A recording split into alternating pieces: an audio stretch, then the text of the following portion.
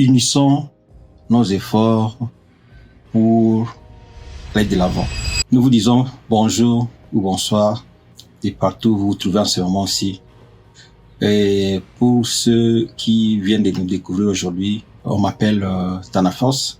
Je suis entrepreneur, je suis enseignant, j'ai beaucoup de casquettes.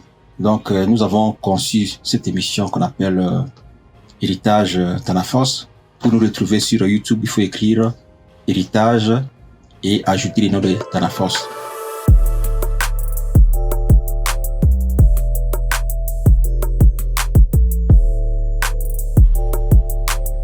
Alors, nous vous demandons de vous abonner massivement, de liker, de partager, parce que nous avons conçu cette émission dans le but d'échanger avec la communauté, surtout, j'insiste, surtout la communauté francophone d'Afrique. Pourquoi? Parce que nous avons trouvé que la communauté anglophone d'Afrique est vraiment en avance par rapport à nous autres. Alors, quel est notre sujet d'aujourd'hui? Aujourd'hui, nous allons dire ceci. Unissons nos efforts pour aller de l'avant.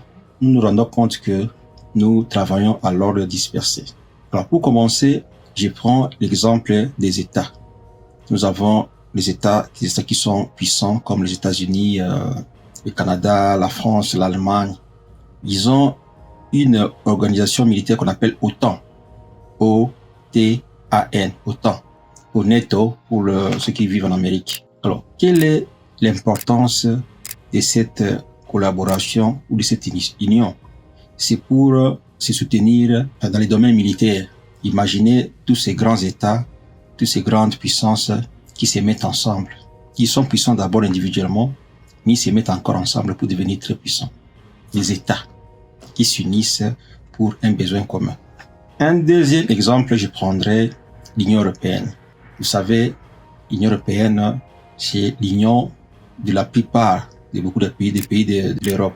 Donc, ils ont favorisé la libre-échange ou la libre circulation des biens et des personnes. Pourquoi ils l'ont fait? C'est pour être fort. Donc, l'union rend les gens, les individus ou les États très forts. Comme on le dit souvent, seul, on va vite. Mais ensemble, on va loin. Alors, réfléchissons ensemble. Pourquoi ces grandes puissances se mettent ensemble? Et pourtant, individuellement, ils sont déjà puissants. Parce qu'ils trouvent que, en se mettant ensemble, ils deviendront encore plus puissants. Un troisième exemple. Je prends l'Union africaine, ou African Union, où les sièges se trouvent à Addis Abeba en Éthiopie. J'étais là, j'ai vécu là-bas pendant 5 ans. C'est encore une union de pays de l'Afrique pour une cause commune. Vous voyez? Donc, les États se mettent ensemble pour être très forts, ou défendre leur cause. Alors, aujourd'hui, de quelle union je parle ici? Quand je dis unissons nos efforts, je prends ou je vais marteler sur le domaine du business. Parce que c'est la pauvreté qui est vraiment la chose qui dérange surtout l'Afrique. Nous avons conçu cette émission dans le but aussi, ou surtout, de contrecarrer ou de chercher à réduire la pauvreté ou à bouter dehors la pauvreté. Parce que la pauvreté, comme je le dis souvent, c'est d'abord mental. La pauvreté commence dans nos têtes. Comment nous réfléchissons par rapport à nous-mêmes et par rapport à notre environnement. Parce qu'il y a des gens qui se disent que non, bon, nous sommes venus là pour accompagner certaines personnes. Quand on commence déjà à réfléchir comme ça, c'est que on se met hors de la course. Nous devons tous être des acteurs, bien sûr à des niveaux différents. Alors aujourd'hui, je parle de business. J'avais travaillé dans une compagnie qui produisait des laits ou la fromage aussi ou des produits laitiers. Il y a plusieurs compagnies comme ça en Amérique et ils se sont mis ensemble aussi. Ça s'appelle Dairy Farmers of America. Ils se sont mis ensemble. Pourquoi? Pour défendre leur cause commune. Les grandes entreprises, beaucoup de millions de dollars ou des milliards de dollars qui se mettent ensemble pour être plus forts. Si nous prenons Tesla, la compagnie qui fabrique des véhicules électriques, nous connaissons plus Elon Musk parce que c'est lui le porte-étendard ou le patron. Mais il n'est pas seul.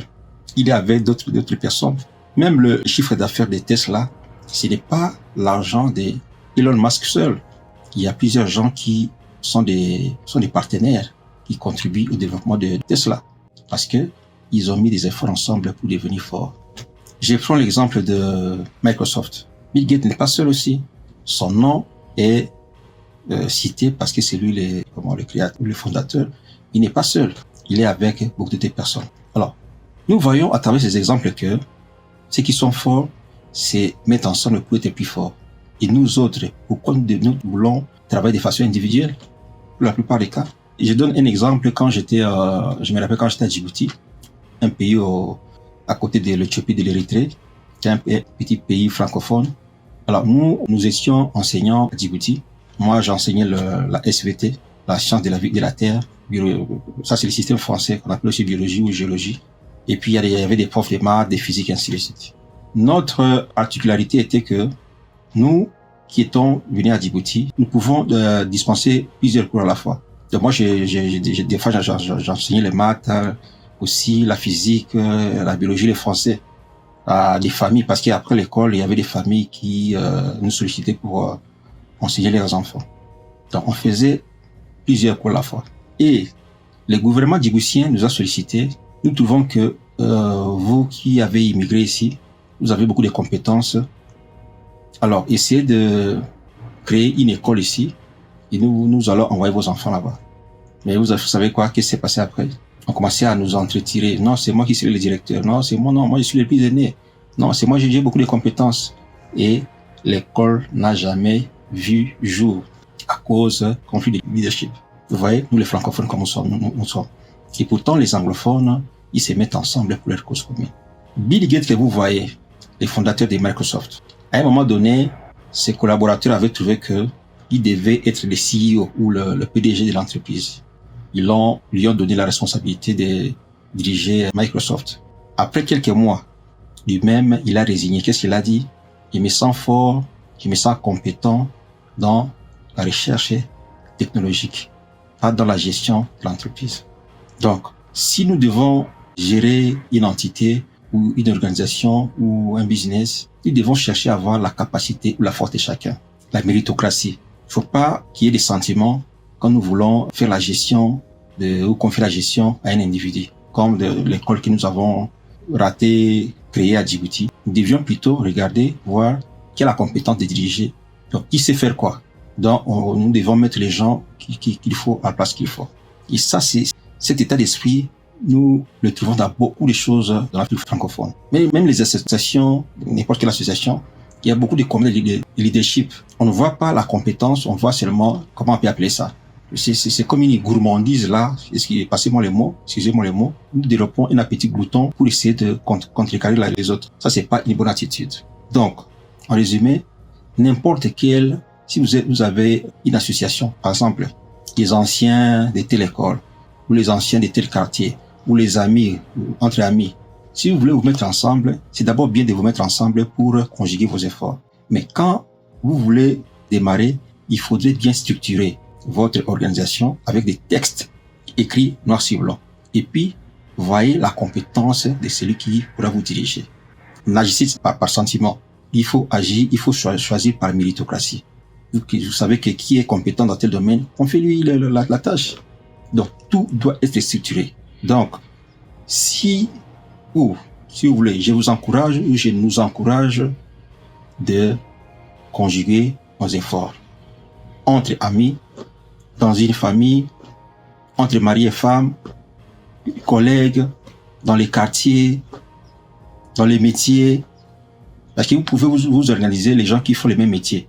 Par exemple, les mécaniciens. Vous mettez ensemble, vous créez votre organisation des mécaniciens, vous les structurez noir sur blanc. Et puis, ça pour défendre votre cause, vous serez fort. Si vous produisez vous faites la même culture de manioc par exemple, vous vous mettez ensemble, vous créez une coopérative et vous choisissez celui qui peut vous diriger. Vous structurez tout noir sur blanc, vous légalisez et vous suivez les textes légaux. Et non, vous vous mettez ensemble par voie verbale, sans texte. Ça ne marche pas. Ça crée beaucoup de conflits. Donc, organisons-nous, mettons nos efforts ensemble selon nos aspirations. Nous, on l'a fait quand même avec certains amis. l'avons fait il y a quelques années. Il m'avait confié la tâche de l'organisation. Il y a un ami qui est fort dans les domaines techniques, lui avait confié la technicité. Et il y a un ami qui est dans les domaines de finances, lui avait confié les finances. Nous avons tout organisé, structuré avec des textes légaux. Et ça a marché. Pour terminer, chers frères et sœurs de la communauté francophone d'Afrique ou des partis dans le monde, mettons nos efforts ensemble pour aller de l'avant. Seul, on va vite, mais ensemble, nous allons aller loin. J'avais conseillé à des amis qui voulaient entreprendre dans l'agriculture. Ils n'avaient pas moyen. J'ai dit, mais mettez-vous ensemble. Ils avaient une association, je crois que c'était des agronomes, quelque chose comme ça. Ils avaient des fonds, mais chaque fois, les fonds étaient utilisés pour s'ils avaient une fête ou s'il y avait quelqu'un qui était malade pour l'aider ou s'il y avait quelqu'un qui était mort pour l'enterrer. Ça, c'est bien. Mais c'est mieux de conjuguer nos efforts pour aller pour produire plus. Et non seulement attendre que les gens meurent ou que les gens soient malades. Organisons-nous, mettons les fonds pour essayer de produire et d'avoir beaucoup de fonds dans nos caisses afin de résoudre beaucoup de problèmes qui vont nous surprendre. Voyez-vous? Donc nous ne devons pas seulement cotiser pour des besoins, des maladies ou de fêtes ou de deuil, non. Nous devons cotiser pour produire quelque chose. Et même entre mari et femme, ou mari et femme et enfant, mettez vos enfants forts ensemble. Si vous trouvez qu'il y a un enfant X qui est fort dans tel domaine, confiez-lui la charge de ce domaine-là, et ainsi de suite. Entre amis, la même chose. Dans les quartiers, si vous pouvez faire quelque chose pour défendre votre quartier, mettez-vous ensemble, structurez-les et suivez les textes. Entre collègues, voilà les amis, les conseils que j'avais pour vous aujourd'hui. Portez-vous bien, abonnez-vous massivement. Stay tuned. À la prochaine, bye bye.